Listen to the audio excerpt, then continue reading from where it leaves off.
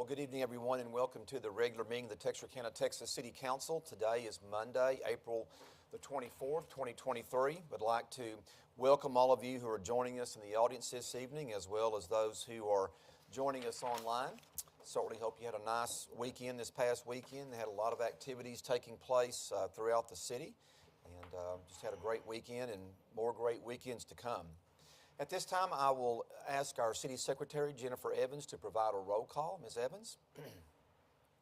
Ms. Williams? Here. Ms. Hart? Here. Ms. Matlock? Here. Mr. Davis? Here. Ms. Page? Here. Ms. White? Okay. Councilmember White is not with us this evening, and so since we have a vacancy with the council member not being here, then I'll be voting on the matters that pertain to the council this evening as well. At this time, our invocation and pledge will be led by Council Member Mary Hart. If everyone will please stand. Let us pray. Father God, we come this evening, first of all, asking for thy forgiveness of all our sins, words, and our shortcomings. Lord, we ask that you be with us during this meeting so that we will make wise decisions concerning our city. Father, we ask that you bless everyone that's here and their families. We ask, Lord God, that you bless our city, Texarkana, Texas, and that we will continue to look out for it, take care of it, and do the things that's necessary to have a wise council and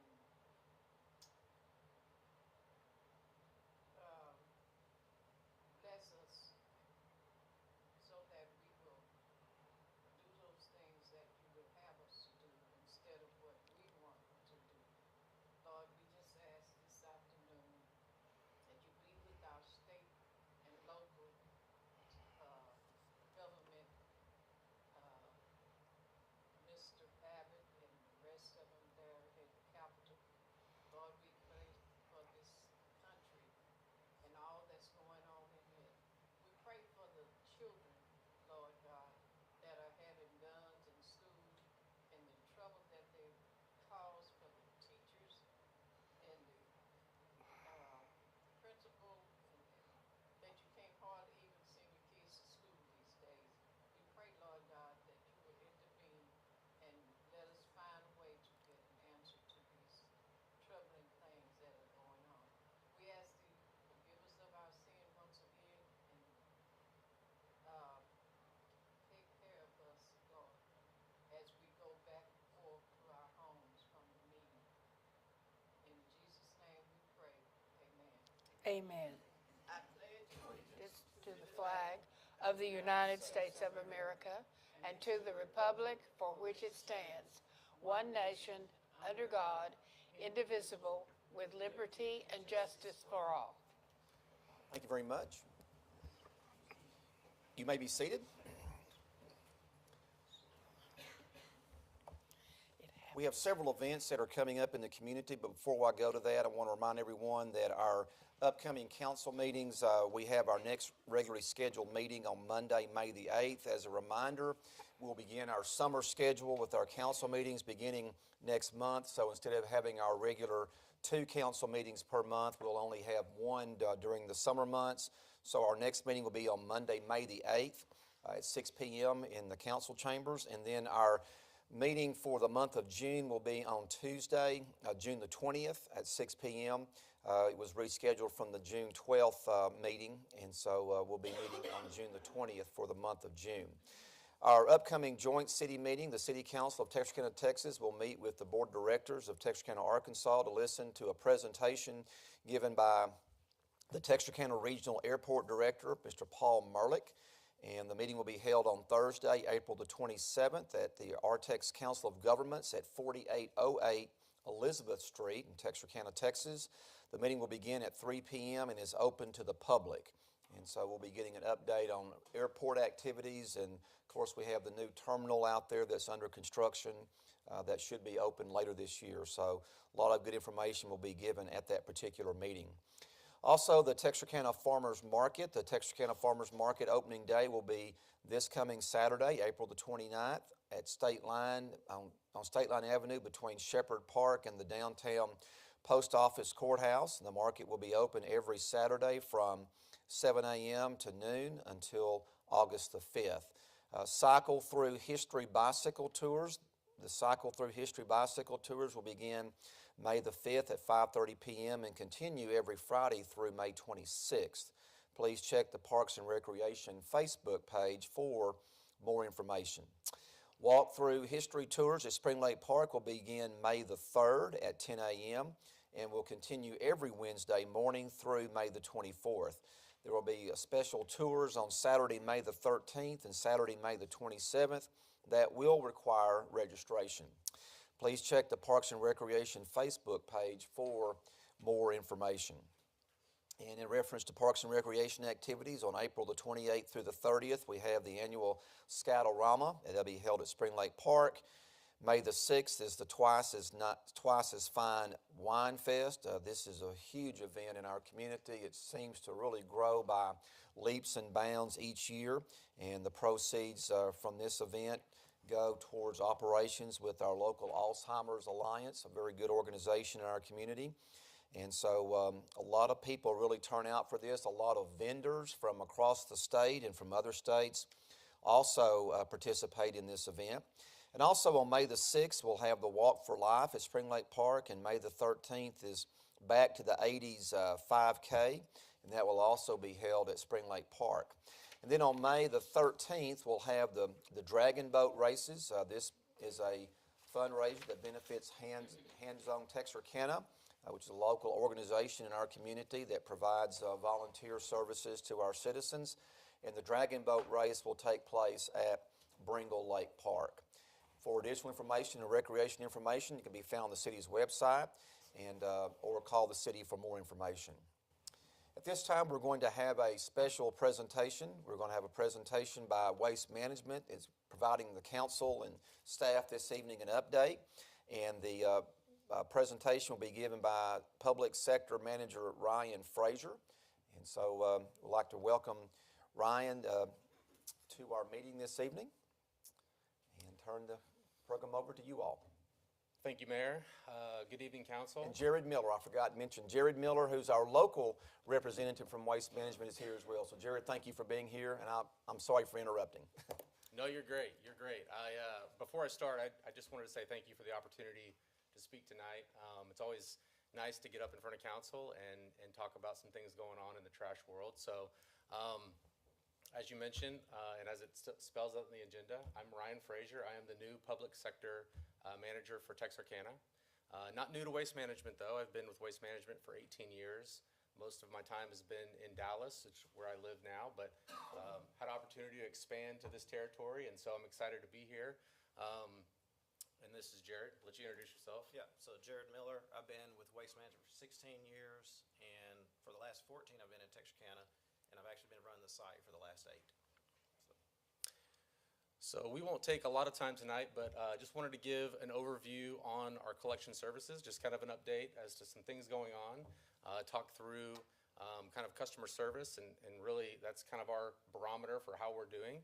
And then I'm going to turn over to Jared at the end, and he's going to talk through some things that he's doing in the community that I think you guys will find very neat.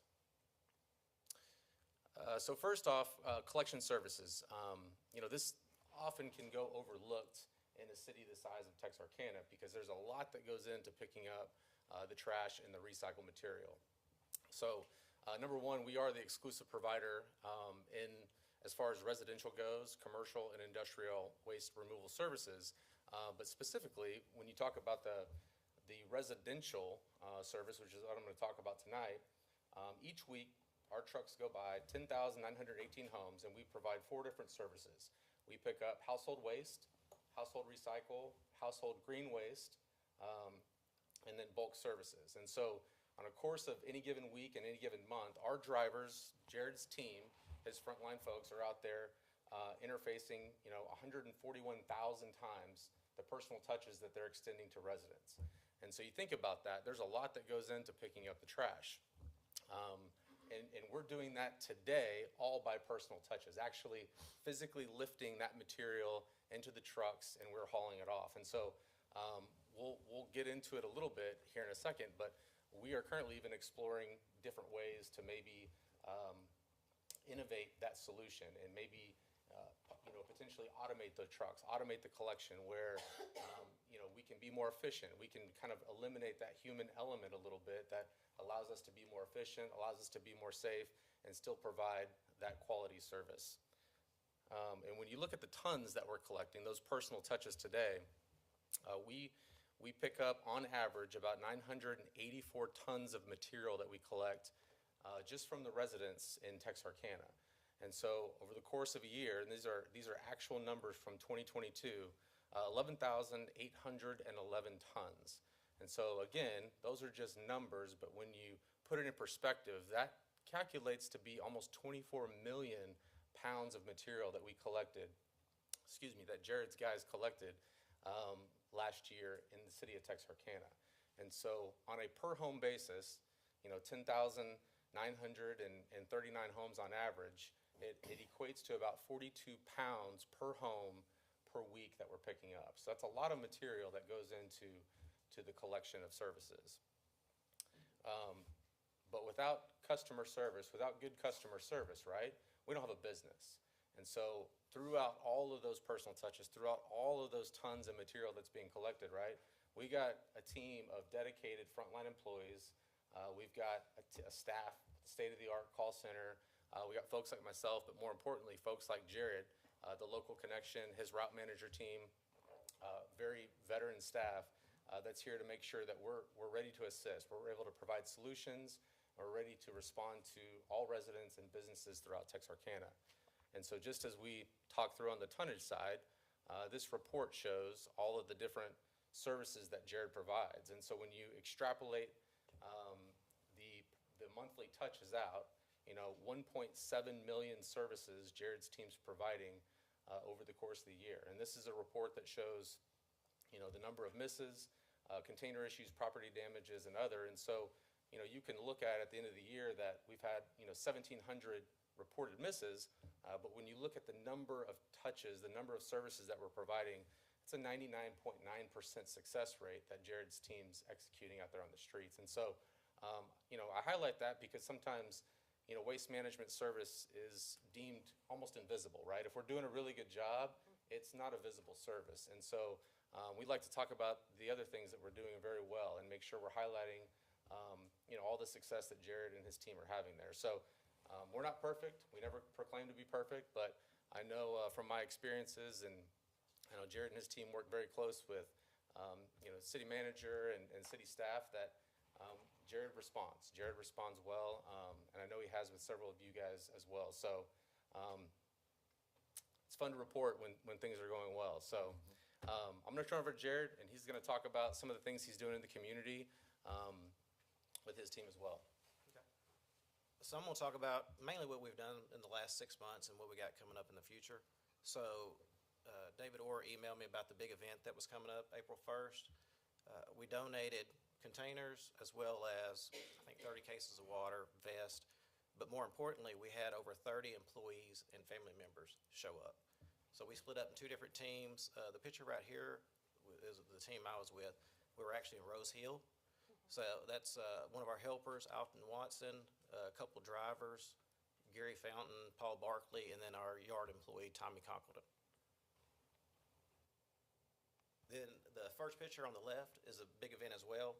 That's another team. They were actually at Newtown. So we put together flower beds, planted vegetables, hauled compost, picked up litter on the streets. We spent, I think it was 8 to 12 that day. So we had really good participation from our people. The next one to the right was the Christmas parade. We had a float in that this year. Our team enjoyed it. It was a great experience. We know for next year, though, to bring more candy, because about halfway through, we ran out.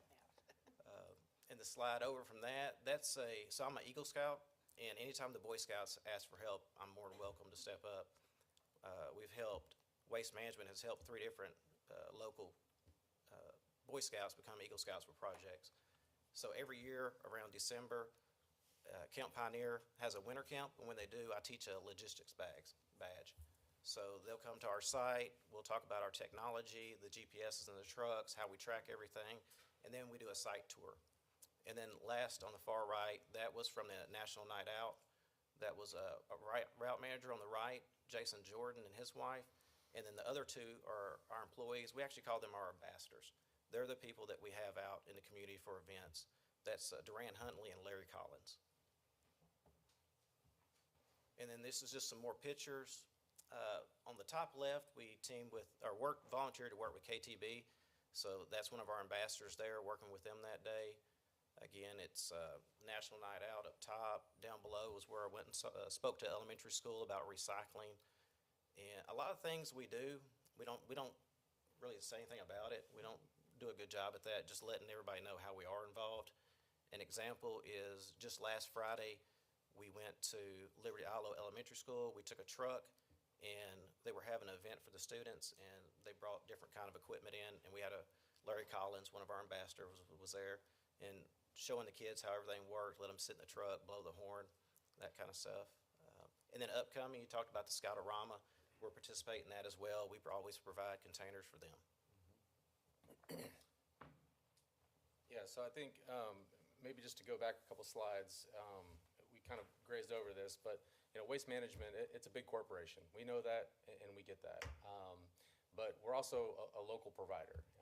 Everybody that works for Waste Management here in Texarkana lives in the community. And so, Jared, I think, does a great job of displaying that involvement in the community. And these are volunteer hours. These guys are showing up on their own Saturdays and their own time, investing in the community. We take a lot of pride in the work that they do. I can tell you, just walking through the district, I'd encourage anybody to go over there and visit. It's a very proud group of men and women that work hard and making sure that we're putting our best foot forward. So we talk about all of the interactions. Garbage, ironically, probably interfaces with residents more than any other city service, with 1.7 million touches on an annual basis. So just some highlights, but no, we appreciate the time. We appreciate certainly the partnership, and kind of going back to the end, thank you. And do you have any questions? Any questions from the council? I just want to, I'm sorry, anybody has that? Mr. Davis? I'll just share a kudos. I've only had great experiences when I've been dealing with Waste Management and their staff, and with Jared taking over since Doug left, I didn't have a contact for an issue, and was able to get in touch with him, and as expected, and I'm sure what he does each and every day was handled as soon as possible. So just appreciate the good work that y'all do, because I know, like you said, if everything's working fine, no one thinks about it. But when it starts going wrong, that's when everybody wants to get excited about it. But appreciate what y'all do day in, day out. Thank you, Jay. And I just want to echo those comments. I think you all do an excellent job providing service to our community. There's an occasion where I need to get in touch with Jared. It may be someone who's contacted me about a pickup or something like that, and you all are very prompt to respond. Your equipment looks good. Your trucks look good. And also, your employees participated in my neighborhood last October for a National Night Out event. You had several employees who came, and they had games and things for the children and candy to give out and that sort of thing. And so that's greatly appreciated as well. I'm a very strong proponent of recycling. When I was a council member and former Mayor Mayo was the mayor, he referred to me as the recycling freak. I thought the word czar might have been a little more appropriate, but that was his discretion. So anyway, I am a very strong proponent of recycling, and recycle every opportunity I get. And looking at our numbers, our citizens also are strongly supporting this program, and so we appreciate that great effort. So once again, thank you all for what you do. We appreciate you and appreciate your employees, and keep up the good work. Thank you. Okay, all right, you're welcome. Have a good evening. At this time, move along to open forum comments from the public. If there's anyone in the audience this evening who would like to address the council, you're welcome to do so. You will have up to 5 minutes to speak on any topic that you would like to. Normally I say that if you're here for a public hearing item this evening, if you'll please hold your comments to then. But we don't have any public hearing items this evening, and we also ask that you complete one of the forms on the rack there next to the door. So, Ms. Evans, did you have any sheets turned in this evening? Is there anyone who would like to address the council this evening? Okay, not seeing anyone. We'll move along to our appointments to boards, commissions, and committees. Do we have any appointments this evening by the council? I do have one this evening. It's a mayoral appointment. I would like to reappoint Mr. Dennis Washington to the Texarkana Center Board. He is up for reappointment to that board. I have spoken to Mr. Washington, and he is agreeable to serve in that particular role. And I've also talked to Mr. Scott Norton, who's the director over Texarkana Center, and he's very pleased that Mr. Washington is interested in being reappointed. So that's the only one I have this evening. So is there a motion for approval of this appointment? So We have a motion by Councilmember Page and a second by Councilmember Hart. All those in favor say aye. Aye. Opposed, no. All right, I want to thank Mr. Washington for his continued service on this very important board. At this time, we move along to items for consideration. We do have several items on the consent agenda this evening, and they read as follows. Item 1 is to consider approval of the minutes of the regular meeting of the City Council held on April the 10th, 2023 at 6 p.m. Item 2 is ordinance number 2023-044, amending budgeted revenues and expenditures for the general fund, Fund 101, in the amount of $47,500 for fiscal year ending September 30th, 2023 for a state of Texas grant awarded to the police department. Item number 3 is resolution number 2023-047, authorizing the city manager to execute a contract with Campco Incorporated of Texarkana, Arkansas for the 2018 Water and Sewer Annexation Improvements Project in an amount not to exceed $1,790,821.60. Funds are available in the Utilities 2022-2023 budget in the Texas Capital Improvement Fund at $1,790,821.60. Item number 4 is resolution number 2023-048, authorizing the city manager to execute a contract with Contech Contractors Incorporated of Texarkana, Texas for an amount not to exceed $53,830.40 for the Bell Park Trail Project with funds budgeted in the CDBG fund. Item number 5 is resolution number 2023, 053, authorizing the city manager to execute a contract with Ideal Pump and Service of Stuttgart, Arkansas for the repair to the Wright Patman number 2 low service pump in an amount not to exceed $155,142.43. Funds are available in the Utilities 2022-2023 budget in the Lake Texarkana Fund. Unless a council member would like to pull one or more items off the consent agenda for further consideration, if not, I will entertain a motion to approve the consent agenda as it has been presented. Is there a motion for approval? So moved. Second. We have a motion by Councilmember Williams, a second by Councilmember Matlock. All those in favor say aye. Aye. Opposed, no. The consent agenda has been approved. We'll now move along to our action items this evening. Item number 6 is resolution number 2023-049, authorizing a written services agreement for provision of city services to the First Church of the Nazarene property at 3313 Pleasant Grove Road. In the event the City Council adopts an ordinance for full purpose annexation of the property. We have Michelle Daniel, City Staff Member, to brief us on this item and provide more information. Good evening, Michelle. Good evening, Mayor. Good evening, Council. So this is a resolution authorizing a written service agreement for 31 acres located at 3313 Pleasant Grove Road. Part of the property is within the city limits, and so the owner is requested to annex the remaining acreage into the city limits. The owner intends to sell the property to a developer for multifamily homes. In order to annex an area by petition of landowner, the city must negotiate and enter into a written service agreement with the owner of the land, and the agreement must include a list of each service the city will provide and a schedule that includes when the city will provide each service that is not provided on the effective date of annexation. The terms of the agreement will be binding on both current and future owners, And staff does recommend approval of authorizing the city manager to execute this service agreement if the annexation is approved by council. And I will be happy to answer any questions y'all may have. Any questions for Michelle on this particular item? Okay, if not, then I will entertain a motion for approval of the item. Is there a motion for approval? So moved.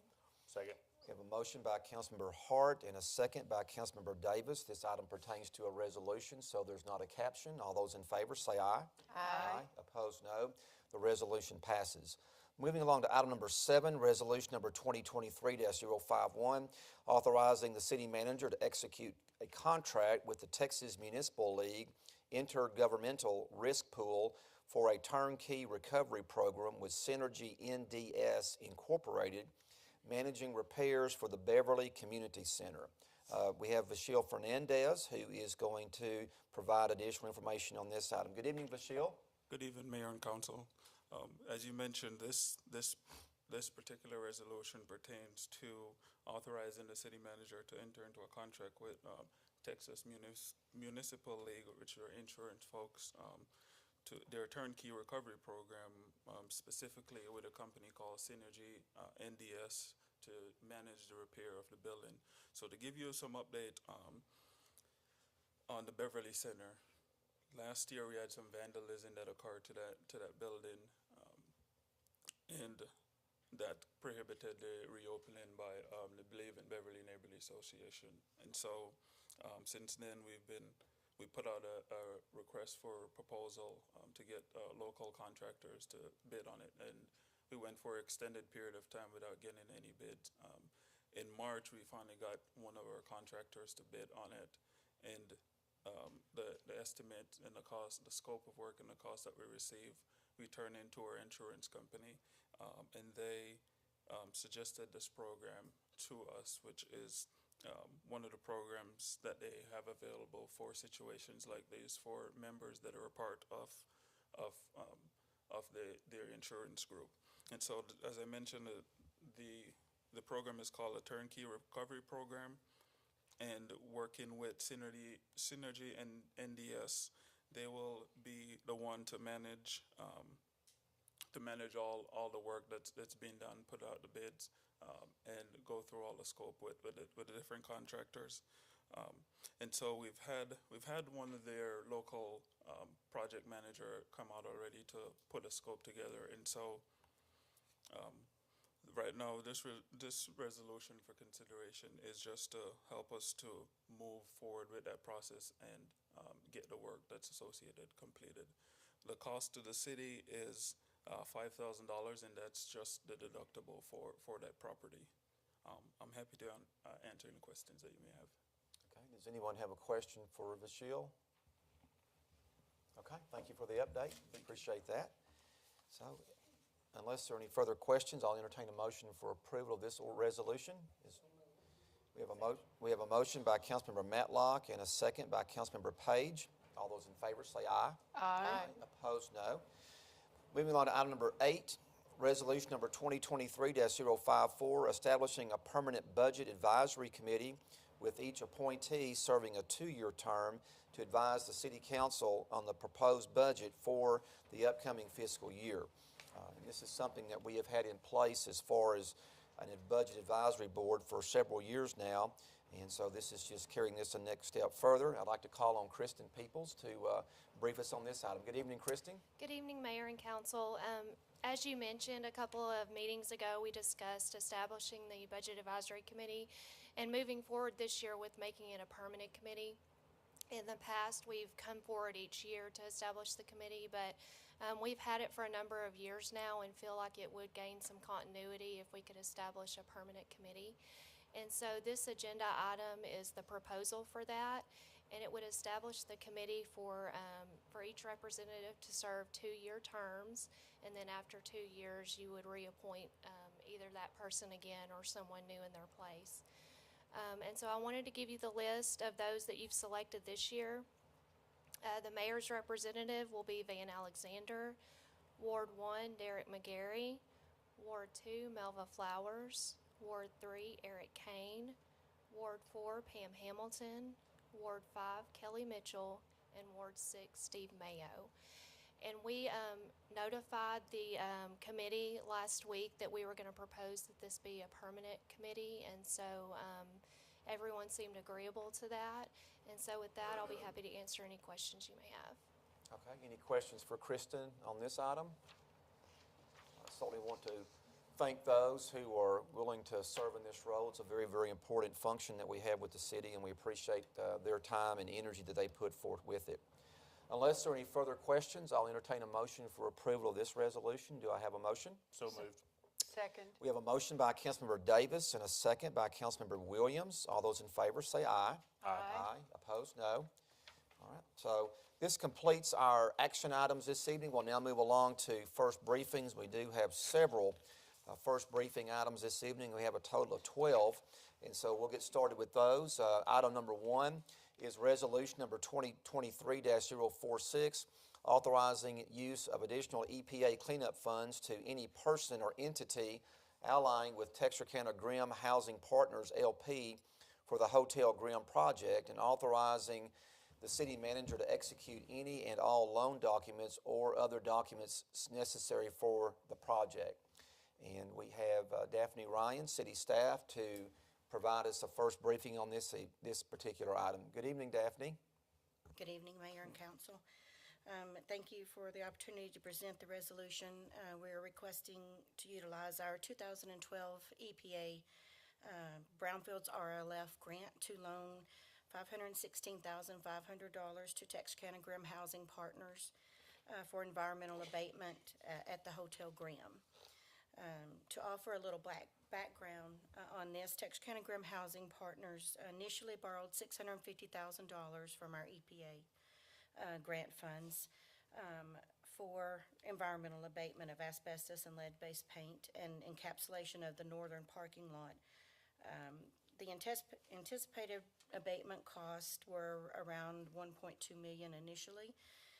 But there were additional abatement requirements in that northern parking lot that were not part of the original cleanup plan that were required by the state. These expenses are only part of the cost overruns on the project, but both environmental cleanup and redevelopment cost overruns have made it necessary for the developers to seek additional funding or to recoup expenses with available and eligible funding. So any cleanup costs not covered by that original $650,000 loan is eligible for a second loan. The city does have $516,000 available for cleanup loans in our 2012 EPA revolving loan fund. These funds, of course, are designed to help facilitate redevelopment of problem properties that would not be feasible without this gap funding. They have plenty of eligible cost that could be used for this loan, as well as extra costs that meet their match and exceed their match, actually. The cooperative agreement for our 2012 EPA RLF ends September the 30th, 2023, and this loan will give us the ability to close that grant and by expending all of the funds. So I can answer any questions that you may have. Any questions for Daphne on this particular item? Okay, thank you, Daphne. Appreciate that. And in reference to our first briefing schedule this evening, we will have public hearings on all of these items at our next meeting on May the 8th, as well as council consideration at that same meeting. At this time, move along to item number 2, resolution number 2023-063, authorizing the city manager to apply for the Texas Department of Housing and Community TDHCA homeowner reconstruction assistance HRA reservation system. And we have Vashil back to brief us on this item. Vashil, good evening once again. Good evening again, Mayor and Council. So this resolution is to authorize the city manager to apply to the Texas Department of Housing and Community Affairs, TDHCA, to their homeowners reconstruction assistance program, their reservation program. And so TDHCA announced a notice of funding opportunity where they set aside money for this specific program. And this program provides funding to do rehabilitation and reconstruction or new construction on single-family resident resident-owned and occupied by a low-income household. So the funding here has been made available through what is called a reservation system, through the home administrators, and anyone who does this application would qualify for these funding in what's called the reservation system participation agreement. The administrative funds for this project is 4% of the total cost of the project. There is a 15% match for the overall project, and those fiscal funds for the city wouldn't come from our general funds. They'll come from program income from a home program that we've had in the past. And so this is just to get the authorization to complete that application to start this program. And Okay. I'm happy to answer any questions that y'all may have. Okay, thank you, Vashil. Any questions for Vashil? All right, very good. I think you have the next one coming up too, right? All right. So moving along to item 3, resolution number 2023-050, authorizing the city manager to execute a contract with KBB Consulting LLC of Texarkana, Texas for the city's homeowners reconstruction assistance HRA program. Vashil? Yes, so the city put out a request for qualification for professional consulting and management services for this program. And this program, again, as I mentioned, is through TDHCA. And so KBB Consulting LLC were selected through this competitive bidding process. Just a little bit about their organization. They specialize in these projects, working with TDHCA. And also they've been over the past 20 years, they've been in business, and they've worked at various cities in our East Texas area. Again, the fiscal implications there won't be any fiscal implications on the city. Again, some costs for this consulting group would come specifically from that program. And I have here with me Mrs. Ashley Boyle. That's a part of KBB Consulting LLC, and she's going to come up and kind of tell a little bit more about her organization and a little bit more about the HRA program. Okay, very good. All right. Good evening, Ashley. We're glad to have you with us. Well, thank you, and thank you for having me this evening, Mayor and Council. It's my pleasure to be here. My name is Ashley Boyles. I'm here tonight with Kathy Boyles. We are from KBB Consulting. We are a consulting firm that manages grants on behalf of municipalities. We specialize in the home program, and we've been working in Northeast Texas for over 20 years. We're from Texarkana, and we're a women-owned company. I kind of covered this. Just so you know, we've built over 400 houses. I bet we'll be pretty close to almost 500 by the end of this year through the home program. And this is in partnering with over 25 cities and counties in Northeast Texas over these past 20 years. Now, to just kind of dive in, and I'm happy to answer questions too about the home program, but it is a program for low-income homeowners to have their homes demolished and a new home built in its place on that same site. The home owner would need to be eligible for the program, and the eligibility requirements include some income requirements. The house has to be considered substandard. It has to be their principal residence, and they have to have clear title to the property. And we would be in charge of, facilitating the screening process for those eligibility requirements and putting together the application that is then submitted to the Texas Department of Housing and Community Affairs on behalf of the city. The homes that are reconstructed are 3-bedroom and 4-bathroom homes. They're approximately 1,100 square feet for the 3-bedroom homes and 1,200 square feet for the 4-bedroom homes. And those are determined based upon the household composition. A household of 4 or less would get a 3-bedroom, and a household of 4 or more would get a 5-bedroom.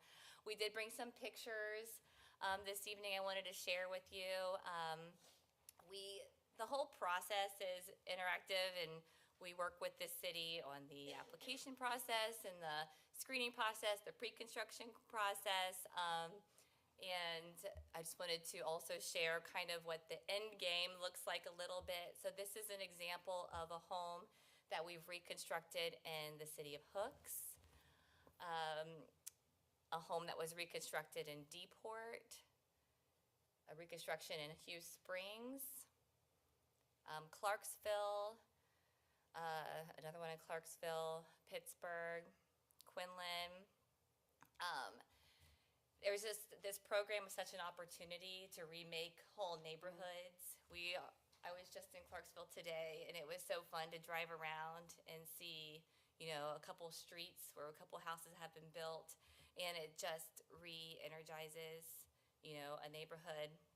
And so it's really quite an honor to be, considered to do this in our hometown in Texarkana, to have the opportunity. So I wanted to be here tonight too, to answer any questions as well about how the program works and how, KBB Consulting would work with the city. Okay. Well, I certainly like the idea of demolishing the property that was there and then building a new property or new home on the same site. I think that's an excellent source of revitalization of a neighborhood. You have the property owner who is not dislocated. They can remain there if they're the existing property owner. And so I think that's a very good key part of this program, is being able to have the ability to do that. We have so many homes that end up in the city's hands, and we have to expend funds to demolish them, and there's more need than we have funding available to do that, so we have to be very selective with that. And we certainly try to spread that around the entire city and our different wards, but I really like that component where the property is replaced at the same site. So. Okay. Any questions from the council on this one? Okay. All right. Thank you for your time. Thank you for having All right. us. Thank you. At this time, move along to item number 4, resolution number 2023-052, authorizing the city manager to amend the Texarkana Golf Ranch lease agreement. And Robbie Robertson is going to brief us on this item. Good evening, Robbie. Good evening, Mayor, Council. This resolution is in regards to the Texarkana Golf Ranch, which is, some of you may know that this is city property, and we have been under a lease agreement since 2001. We have a couple of gentlemen that's going to come up and talk to you about it. We got Mr. Steve Johnson from the Hank Haney Golf Group, which is our current leasee, and then Brent Hurt from Par 4 that would like to speak tonight. Okay, sure. Gentlemen?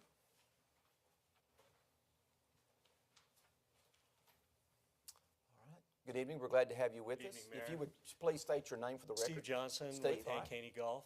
Okay. This is the last asset that we have in a partnership that's being dissolved.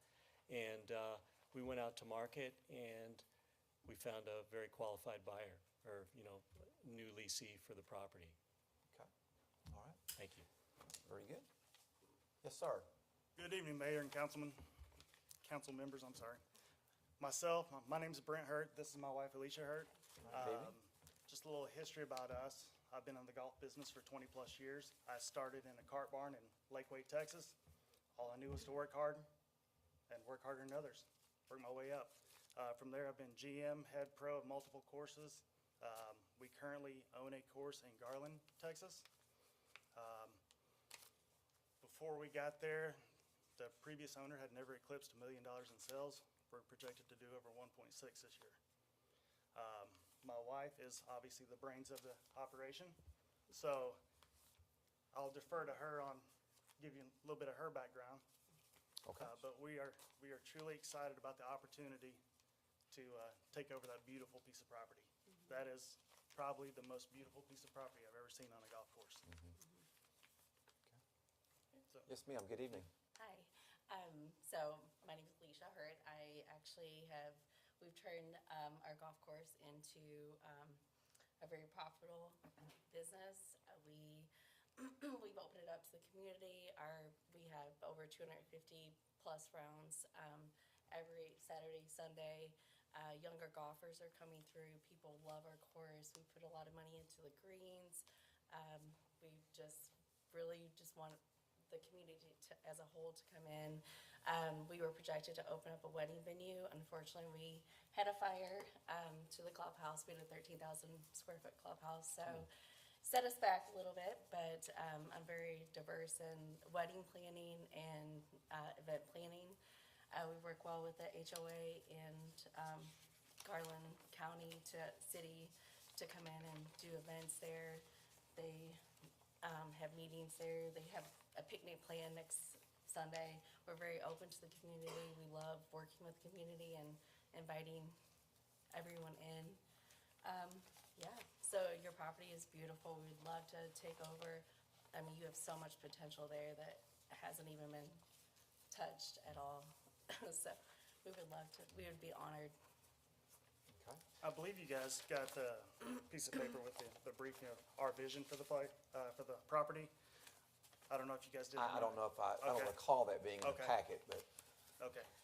Well, I apologize. So there's multiple things we want to do with that property.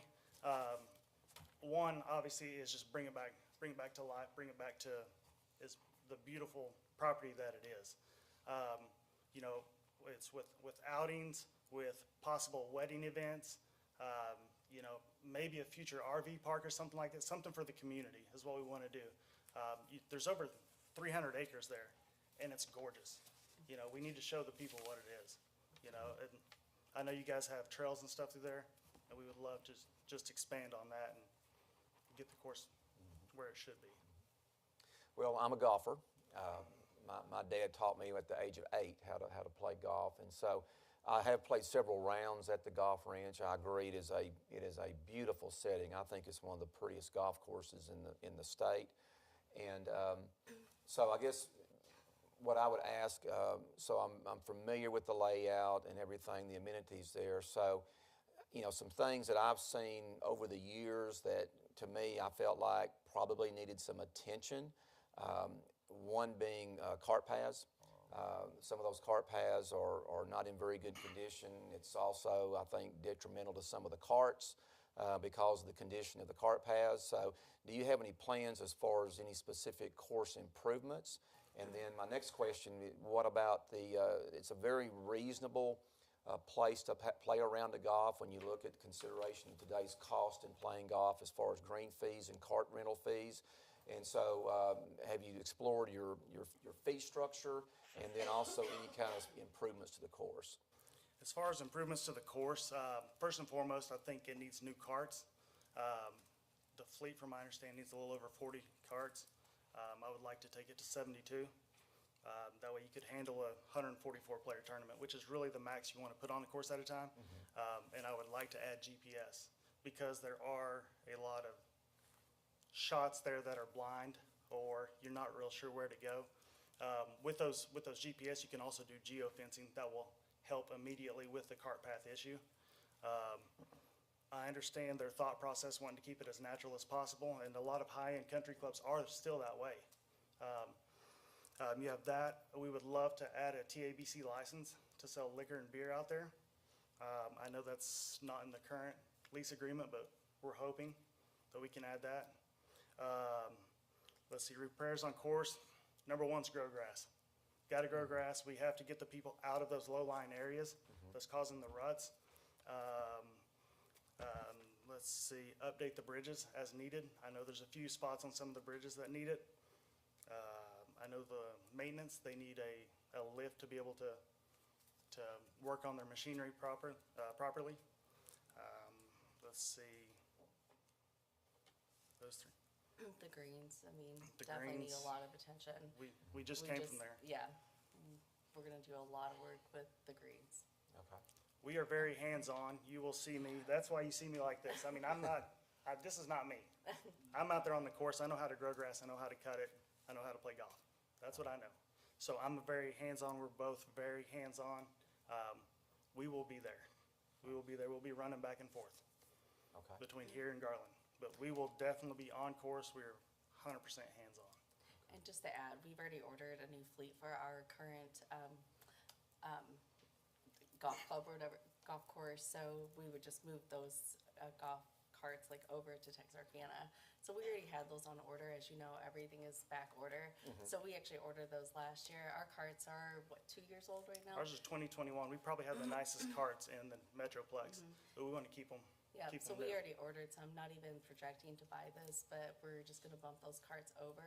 And we actually contacted our Yamaha just to make sure we were gonna get them soon. We went to the PGA show in February and already inquired about the GPS, so we know how much that costs. We already budgeted all that. So we already have our budget out for, we know our expenses coming into this. We know what we're up against. At the current course, we already replaced 2 of our greens completely. It is not cheap, but that's okay, because you know what? Our players love it. We love it. We love customer service, and we want to make people happy and enjoy the course. I mean, being outside, being active.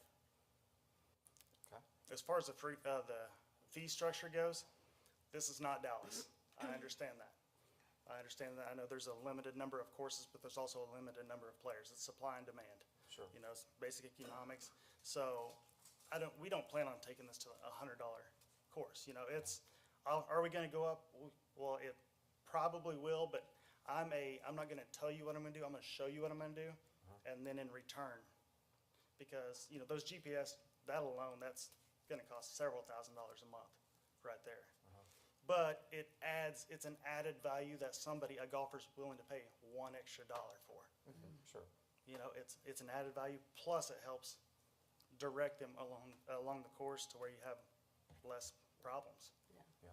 And helps us repair and less money spent on repairing the course. Right, yeah. It'd be better off in the long run. Absolutely. And also the ideas with the actual clubhouse. I mean, we have multiple ideas. We were just there again today to open up the whole back, put in slider doors, like get the carts off the porch, you know, move them out to the maintenance barn just so it's not crowding, and just opening up and making it look, you know, like a ranch, you know, more welcoming, more people there able to come, as well as, I mean, there's a university right across the street, so putting in more food options, a pizzeria, you know, just anything like that could also serve them, make it profitable. Sure. I mean, what college student isn't gonna order pizza across the street? Right.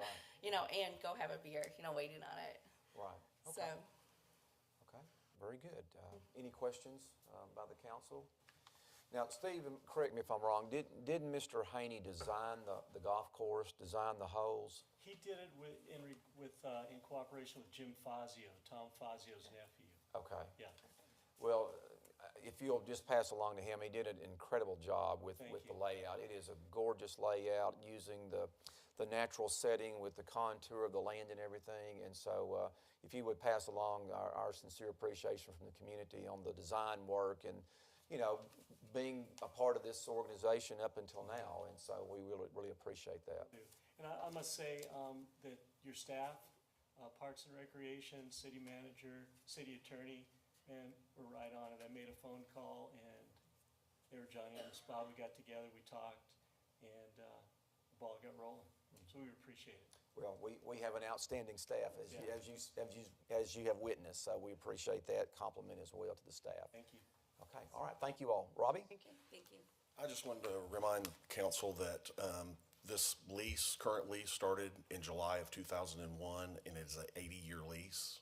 So we still have quite a few years to deal with this. So and as far as the TABC, it was in the original contract that there was no, for the first 10 years, there was no liquor allowed, any beer or wine allowed at that property. And then I believe we annexed it, and so we're open to it now. Okay, all right, thank you, Robbie.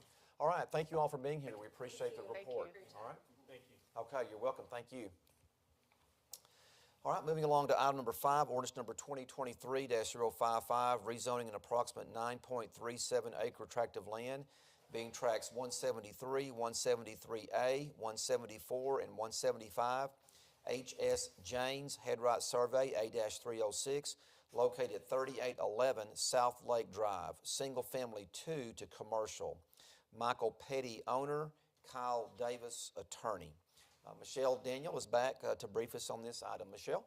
Good evening again, Mayor and Council. This is a request to rezone an approximate 9.37 acre tract of land located at 3811 South Lake Drive from single-family 2 to commercial. This site is currently B truck and trailer. The future land use map has designated this property as regional commercial. The adjacent zoning is commercial to the west and east, general retail and single-family 2 to the north, and the 369 corridor to the west. The adjacent land use is flooring shop to the west, a drywall company to the east, and vacant land and a computer business to the north. Staff and Planning and Zoning do recommend for approval of this request, and I'll be happy to answer any questions you may have. Okay, any questions from the council on this one? And then do you have know what the future plans are, or can that be released at this time, or? It's going to continue to be B truck and trailer. It was just under the wrong zoning, so they are getting that So that corrected. business will remain there in Yes, sir. town. Okay, all right. Okay, any questions for Michelle? Okay, very good. We'll now move along to item number 6, ordinance number 2023-056, and Michelle's going to brief us on several of the next upcoming items. Let me start back over. Item 6, ordinance number 2023-056, rezoning on an approximate 1.24 acre tract of land being the north part of tracts 9 and 10. Flower Acres, located at 3327 South Lake Drive, general retail to commercial. Phil Hadaway, owner. Michelle? So this is a request to rezone an approximate 1.24 acre tract of land located at 3327 South Lake Drive from general retail to commercial. The use is an auto body repair shop. The future land use map has designated this property as neighborhood retail. The adjacent zoning is commercial to the west, commercial and planned development, two-family 2 to the north, general retail to the south, and single-family 2 to the east. The adjacent land use is a mini storage to the west, church and residential to the north, south, and east. Staff and Planning and Zoning do recommend for approval of this request, and I'll be happy to answer any questions. Any questions for Michelle on this item? Okay, very good. We'll move along to item 7, ordinance number 2023-057, rezoning on an approximate .71 acre tract of land being south 150 feet of tracts 9 and 10. Flower Acres, located at 2107 Flower Acres Road, general retail to commercial. Phil Hadaway, owner. Michelle? So as you said, this is a request to rezone an approximate .71 acre tract of land located at 2107 Flower Acres Road from general retail to commercial. The future land use map has designated this property as neighborhood residential. The adjacent zoning is commercial to the west, general retail to the north, and single-family 2 to the south and east. The adjacent land use is mini storage to the west, auto body repair facility to the north, and residential to the south and east. Staff and Planning and Zoning do recommend for approval of this request, and I'll be happy to answer any questions. Questions on this item? Okay, item number 8 is ordinance number 2023-058, granting a specific use permit to allow permanent cosmetics, facial tattooing on an approximate 5.65 acre tract of land being tracts 388 and 388A. George Brindley Headright Survey, A-18, located at 4115 North Kings Highway, Suite 109. Carter Floyd, owner. Tammy Roten, agent. Michelle? This is, the screen hasn't caught up yet. Do I do that or? Okay. This is a request for a specific use permit to allow an additional use of a permanent cosmetic procedures, tattooing, located at 4115 North Kings Highway, Suite 109. The future land use map has designated this property as regional commercial. The adjacent zoning is general retail to the north, south, and west, and general retail and single-family 1 to the east. The adjacent land usage is residential to the north and east, businesses to the south, and vacant land to the west. Staff and Planning and Zoning do recommend for approval of this request, and I'll be happy to answer any questions. Questions on this item? Okay, item number 9, ordinance number 2023-059, rezoning on an approximate 3.36 acre tract of land being tract 4D, West Texarkana GDN, located at 700 Elliott Road, Single Family 2 to Single Family 3. Catherine McGee, owner. Austin Edwards, agent. Michelle? This is a request to rezone an approximate 3.36 acre tract of land located at 700 Elliott Road from Single Family 2 to Single Family 3. The future land use map has designated this property as regional commercial.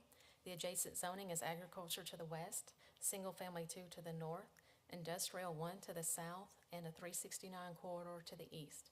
The adjacent land use is residential to the west and north, vacant land to the south, and 369 corridor to the east. Staff and Planning and Zoning do recommend for approval of this request, and I'll be happy to answer any questions. Questions for Michelle? All right, moving along to item number 10, ordinance number 2023-060, granting a specific use permit allowing the location of a double-wide HUD code manufactured home on an approximate 3.36 acre tract of land being tract 4D, West Texarkana, GDN, located at 700 Elliott Road. Catherine McGee, owner. Austin Edwards, agent. Michelle? This is a request for a specific use permit on the previous property that we discussed. Staff and Planning and Zoning do recommend for approval of this specific use permit with the following stipulations: that one 2017 or newer double-wide HUD code manufactured home be allowed on the property, that the double-wide HUD code manufactured home be tied down and skirted and underpinned, that the double-wide HUD code manufactured home be used for dwelling purposes, human occupancy only, and that all applicable building codes are met. And I will be happy to answer any questions you may have. Questions on this item? Okay, item number 11 is ordinance number 2023-061, granting a specific use permit to allow the location of a cellular tower on an approximate 7.13 acre tract of land being tract 44A, JM Golf Headright Survey A-244, located at 2718 Moores Lane. Patrick Cannon, representing Walnut Church of Christ, owner, and Wayne Barnett, agent. And by the way, on this item, a 3/4 vote of the council is required to adopt this ordinance, so that will be a vote of 5 affirmative votes on this item. And Michelle, turn this one over to you. Okay, as you said, this is a request for a specific use permit to allow the location of a self-supported 170-foot telecommunications tower on a portion of a 26.15 acre tract of land located at 2718 Moores Lane. This property is currently zoned Single Family 2 and is vacant land. The adjacent zoning is Single Family 2 to the north, east, and west, and office to the south. The adjacent land use is residential to the north and west, a church to the east, and an office to the south. The future land use map has designated this property as neighborhood retail. The tower will be a 170-foot self-supported tower with a 75-foot square fenced area of the larger parcel. Access will be from the church parking lot. Towers are allowed in the current zoning district, but they do require a specific use permit. Staff does recommend for approval of this request, even though a 3/4 affirmative vote by City Council is required to approve this request, given that the denial by the Planning and Zoning Commission. Staff recommends to approve this request is based on the following. The first thing is that recent council approvals of cell towers of greater height than the pending request, and those were ordinance number 2020-044, which allowed a 180-foot tower located at 1204 Wood Street, and the other one was ordinance number 2022-060, which allowed the location of a 200-foot tower located at 3118 Norton Street. The other reason was for owner intent, and so although the commission received information of disagreement among church members, the church leadership, represented by their board, has agreed to the cell tower. The other reason for staff approval is that the tower company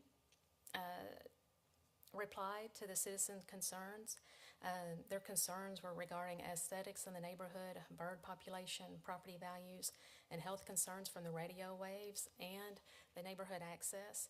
The tower company addressed these concerns by stating that the mature trees on this undeveloped property, they stand around 80 feet tall, while the cell tower height would be 170 feet.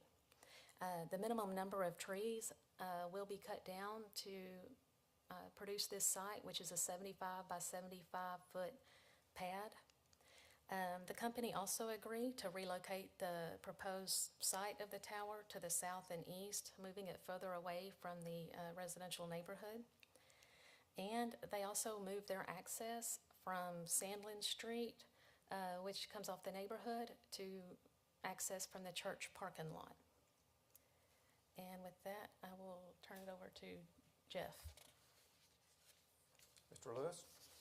I get the boring part, the federal law. Up to this point in time, in the past couple of years, the Planning and Zoning Commission has submitted favorable recommendations on cell towers. So we've not really had occasion to address what federal law tasks local governments with when cell towers are being denied. We euphemistically call them cell towers. The federal laws terms it for personal wireless services facilities. In the context of federal law, it first purports to provide broad authority to local government to allow regulation for these types of facilities. But then you get into the details and the limitations of federal law. A couple are important to discuss tonight. The first being that when the local government opts to deny the placement of a facility, the denial has to be in writing. Reasons have to be given for the denial. And it's a legal term of art, but the law says that there must be substantial evidence in the written record to support the denial. The other aspect, and I note that the concerns that have been documented in the petitions, some of the concerns related to radio frequency waves. Federal law states that there is a prohibition, no exceptions. It's an absolute prohibition on regulating the placement, construction, and modification of personal wireless service facilities when those facilities, when the RF emissions are in compliance with FCC regulations. In other words, if the RF emissions comply with FCC regulations, federal law says you cannot consider concerns, personal concerns of radio wave frequencies. Acting inconsistently with the federal law limitations can result in litigation. And there's also apparently a fast track to the FCC itself with respect to acting over concerns with RF emissions if the facility is in line with FCC regulations on those emissions. Again, I think we are not addressing a law that has been around for a while only because this is coming to the council in the form of a denial recommendation. It would be helpful also to understand that what's being denied is the recommendation for denial is of a tower that is somewhat shorter in height than the last two towers that have been approved by both P&Z recommending approval and the council. 2020-044, the ordinance with respect to the Wood Street Tower, that was a 180-foot tower. The most recent ordinance for Norton Street, 200-foot tower. What's being proposed and what would be in the ordinance if approved is a 170-foot tower.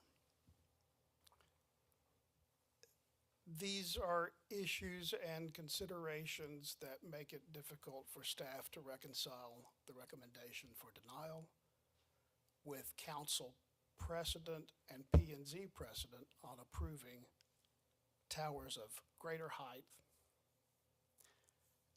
And there is concern right now with respect to what record we have from P&Z and any record that might be developed at the public hearing next meeting of any evidence, let alone substantial evidence, that would meet the federal criteria for denying placement of this tower.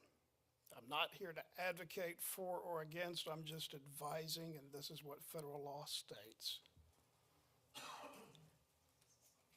If I can, I'll be happy to address any questions. Thank you, Counselor. Any questions for Mr. Lewis or for Michelle? Okay. All right. Thank you all very much. We have one additional first briefing item. It's item number 12, ordinance number 2023-062, approving the voluntary annexation of 6 adjoining tracts, approximately 150 acres, in the H.S. James Headright Survey, A-306, Terry Street and South Bishop Road vicinity to the city limits of Texarkana, Bowie County, Texas, rezoning district classifications and site plan for the tracts 1 and 3. Resortments Incorporated owner. Dusty Hensley is going to brief us on this item. Dusty? Good afternoon, Mayor and Council. As you stated, this ordinance is in relation to the voluntary annexation of 150 acres off Terry Street and South Bishop Street. If y'all recall, last meeting, y'all did approve a written services agreement for this development. Phase 1 will be a multi-family type development, and with this also ordinance, it will approve the site plan for this development. There are stipulations listed in your packet for this. The Phase 2 portion will be in the future, will be a commercial and industrial type development that will be determined later. We'll note too that Phase 1 will include some sanitary sewer improvements to the tune of about $450,000 that the city will cover. And also there may be some needed improvements for Phase 2 that will be determined later. And at that point, there'll probably be some agreements for cost sharing for that cost. So staff does recommend approval of this ordinance. So with that, I'll answer any questions you may have. Any questions for Dusty? Okay. All right. Thank you, Dusty. All right. This concludes our first briefings portion of the agenda. We do not have any public hearings scheduled this evening, so we'll now move along to the city manager's report. Dr. Orr? Good evening, Mayor and Council. Just a few updates to pass along to you tonight. First off, the Government Finance Officers Association recently announced the city's Distinguished Budget Presentation Award for FY23 for this current budget year. So this is the 8th consecutive year the city has received this award, and I want to congratulate Kristen and her team for a job well done. And so we'll send out a press release later this week on that award. Very good. It comes right on the heels of our Budget Advisory Committee as well. So just want to give an update real quick on our major street maintenance list. So this was approved last year in the budget, and work is about to begin. So we anticipate work to start in May and continue throughout the summer. And this is part of the major street maintenance program. As I mentioned, on the screen you can see the 10 projects that are scheduled at an approximate expense of $1.2 million. We're also planning to use about $110,000 of Street Department General Fund dollars for in-house street projects as well. And just as you recall, I think I reported last council meeting, this is in addition to the bond-funded projects for Robinson Road, Galleria Oaks, and Morris Lane as well. They're all in design currently as well. So we'll have a lot of street work being done this summer between the street major maintenance and then also the bond projects. And then just as a final reminder, you touched on this earlier in the meeting, but the Joint City Council Board meeting, April 27th from 3 to 5. So typically that meeting includes the mayor and 2 council members. And so if y'all will, just email or let Jennifer and I know who plans to attend that meeting. Everyone is welcome to attend, but we typically have the mayor and then the 2 council members from each council as a part of that meeting that are sort of preside over the meeting. So, all right, and with that, I think that's all we have. I wanted to mention you have the plaque from Lake Wright Patman from the fishing tournament, and that went very well this weekend. So we had a ton of events with the fishing tournament and then also with the Rose Hill celebration. So thank you to all of our staff and volunteers. We were very busy this week between multiple events, and then not only that, soccer and baseball carries on as usual as well. So we had a busy weekend.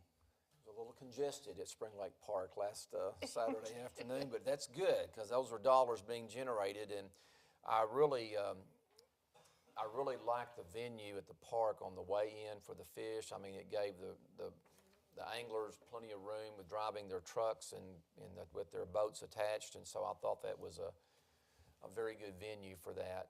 Plenty of space and plenty of room, and so we had an exciting tournament. I think the weather, the storms that we had Thursday night may have affected the fishing on Friday and Saturday somewhat, but overall I think we had about 75 or 76 professional fishermen in our community, and so we look forward to having them back. This is the second time that they've been here, and so had the activities at the Rose Hill on Saturday afternoon as well. So a lot of things taking place in the community. Is it down here? Is that? It is. Okay, I didn't see it. So okay, so we were presented.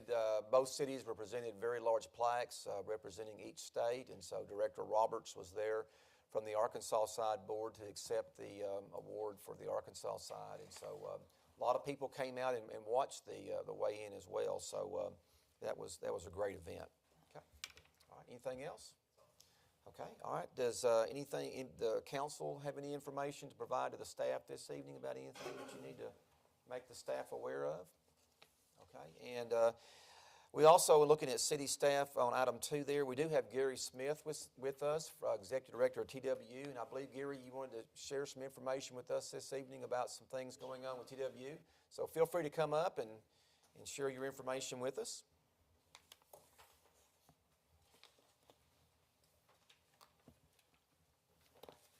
I have some handouts. Sorry if I... Sure, go ahead. I won't read all this. I want to give y'all a copy if I just kind of highlight things we're looking at. Okay, good. Thank you, sir.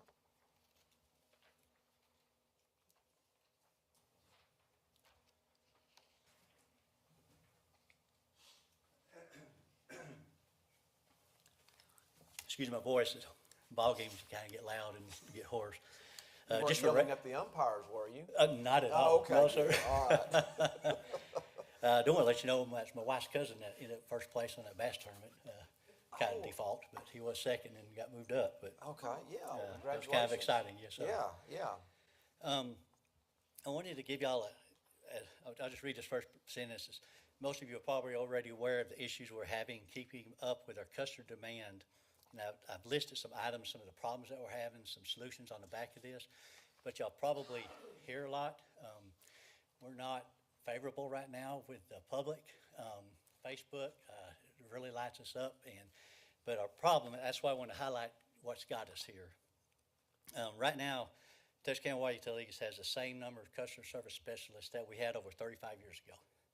We have 6 specialists, excuse me, and we're serving approximately 40% more customers than we did 35 years ago, which is about 32,000 connections, and that doesn't include, we're also maintaining the Leary water supply system and the Miller County water supply system on top of all that. So we've got a heavy load on the same number of people that we had years ago.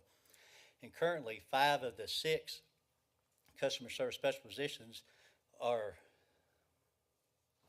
filled due to frequent turnovers. We only have 5 of them filled right now. We try to keep 6, but there's some issues Dr. Orr's helping us with and budget-wise that we'll be bringing to hopefully help some of these issues. But basically, the temporary agencies around town like Express and KJS, they told us they can't get us the people because between the pay and the qualifications that's required for this job, it's pretty skillful job that they got to handle. And the staff up front, we had one lady work a day or half a day, one lady work 2 days. It's really brutal. The public, especially nowadays, they get cussed at, they get hollered at.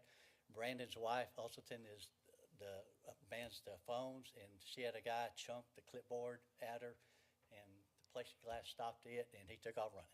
They take a lot of abuse, and we're hoping with these solutions that we can understand the public, because the wait times, if you call, they're long, and people get frustrated. And I'm gonna try to explain some of the reasoning behind that.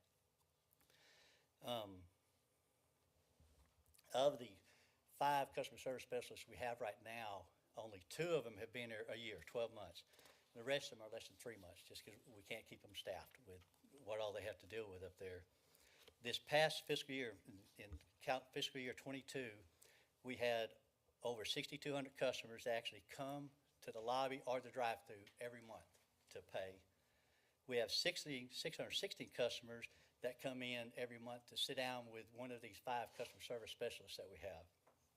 In addition, we get 765 email correspondence in a month and 4,500 calls that come in a day. And those are the calls we answer, a month. Those are the calls we actually answer. There's a lot of calls that get dropped. That's where the anger comes in. The whole time's long. So with all that said, I think y'all read some of this. I put the 6, which we haven't had 6 in almost a year now. Of the 6 customers, service staff that we have, each one of them sees 6 customers a day on the average and answer 44 calls a day on the average. And those visits, they can range anywhere. I put in there 15 minutes on the calls. It's anywhere between 5 and 15 minutes is the average call. And then the customer service, when they come in to see them, they range anywhere from 15 minutes to an hour. There's a lot of problems, a lot of things that they deal with, and they just take a while. And 2 to 5 days a month, those 6 specialists, customer service specialists, one of them has to go into cashiers because the influx of people that we have come that want to pay their bill on site. And so we get, they're very limited, and that's why we don't get to everything we can quickly in time, but we have some solutions to that. The insufficient staff is causing long hold times, which results in frustrated, angry customers. And some of the cities that we've done some studies, we're looking at several options, but some of the cities, one of them, I believe it was Longview, for about the same size, a little bit bigger than us, they have 14 customer service specialists compared to our 6 that we have. But one of the things I wanted to highlight is so our push right now, our push is try to get as many people as we can, so you can do everything with us online. Set up an account, pay your bills, everything. Everything can be done online. When we were shut down for 6 months during COVID, we ran smoothly. Everybody did it online, and now the people coming in still paying. You have the regular customers that still want to come in and pay, but it went smooth. We really didn't have any problems during that. So our goal right now is to get as many people as we can. Dr. Orr's got Jennifer Harlan helping us and kind of give us some ideas how they got people to go online, do everything online, and we've been consulting with her. I'll just read this. Right now we have 2 staff members that twice a week sit up either in the lobby, or if it's pretty, we sit up outside. And we've got all the information and laptops that we're signing them up to get them on emails, get them on text alerts, update their information. A lot of them we get complained to because they didn't get the information, well, they haven't updated their email with us or their phone numbers with us. So we're taking care of that. And since we started this, for 3 weeks now, we've signed up over 1,000 people, 1,000 customers that's come on to do everything electronically. So that's a big push. We're almost at half, at 50%. We might be actually a little over that now, but of our customers that are doing everything online now, as of just 3 weeks. So it's really helped. We have attached to that, there's a flyer that this week is going out. It'll take a month. We have 4 major cycles, and that's going to go out with the water bill. And on that flyer, it gives all the different payment options we have now that you can do electronically. On the pay online with a credit or debit or pay by phone, we were able to get that cost down. It was 3% of what you owe, if it's over $75, or $2.35 fee that the bank. We don't get that. That's the banks, the people handling the process. Well, they've got that down to $1.95 or 2.5%, whichever is the greater of the 2. And we've actually seen that already helping right now with people paying. A lot of them just don't want to pay that fee. We understand with things. Auto draft is another option. We have quite a few actually on the auto draft. It's a really good program, but now we're educating them when we're getting a lot more. We have a QR code. Well, it's not on, we have it, yeah, it is. It's on this page, and we've got a lot of people with that app, and I'm not sure how that stuff works personally, but getting that QR code and getting everything set up so they can do it online. We have a drop box in our alley. Of course, you can mail in the drive-through. And one of the things that Jennifer Harlan helps us with, and we've actually had a couple of meetings with them, it's called Check Pfizer Serve, or one of the options we're looking at is getting up several places around town, pay stations, that Walmart, Dollar General is places that people frequent, and we are going to get the pay stations set up in there. And we're working on that. We're working on E-check is another option. We're still pursuing these options. And there's a mobile app that you put on your phone that I don't think it comes out till 24, but they said don't hold it at that date. They might be quicker, but no later than that is what they told us that we're looking at doing. So we're looking at a bunch of options. Our whole goal is to try to get everything as much as possible online to reduce that traffic. If we can reduce that traffic, all that online, that'll free up the 6 staff to handle the phone calls, which a lot of them will stop. You know, a lot of them, if you go online, it's there. You can, the website, we made some improvements for Dr. Order with the website. We actually have one now that just says payment options, and it lists these current ones, and then hopefully we're gonna add 3 others to these as we finish pursuing these options. To help sign up, we are doing a raffle for a $50 Visa gift card that can be used anywhere in the city. Some of them has even said, well, can I use it for my water bill? Yes, you can. And so that's really went over favorably. We do that drawing once a week. Like I said, in 3 weeks, we've averaged a little over 300 a week that's been signing up for this. And we got the 3rd one that's supposed to be today, but as far as the raffle. I think that everything else is on there. I just wanted to highlight those options, but I just hope everybody can be patient with us. We are working tremendously on this. The staff up front has a hard task, and I really think this is going to help. If we can, Jennifer said, help them, if we can minimize the traffic, minimize where they can do a lot of this online, and obviously our staff is there to help, but I think it will help. The calls, they said you can add to that 4,500 another 2,000 calls that are probably dropped a month. We just can't get to them. We don't have the staff, and this hopefully will limit how many staff we really need to handle all this. I think it's already making a big improvement, and I think it will. But it's a slow process, and I just wanted to kind of give y'all an update of where we're at and what's going on. I'll be glad to answer any questions if y'all have any.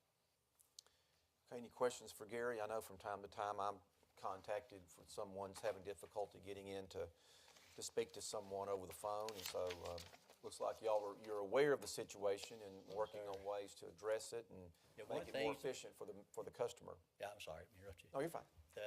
When you call, the very first thing it has on there is if you'll email us. If we get the email before 5, we return it that day. We'll answer the question that day. And that's the only favorable response as far as our customer service that you'll see on Facebook is, hey, if you'll email them, you'll get back an answer that day. We do. We return those emails every day. If they come in after 5, we don't. We shut it off at 5 and don't look at it. But if it comes in before 5, we will answer it. If it means staying late to answer it, we will answer that email. Okay. And so are salaries being looked at? Yeah, there's several options with Dr. Orr. Yes, there's salaries, the staffing.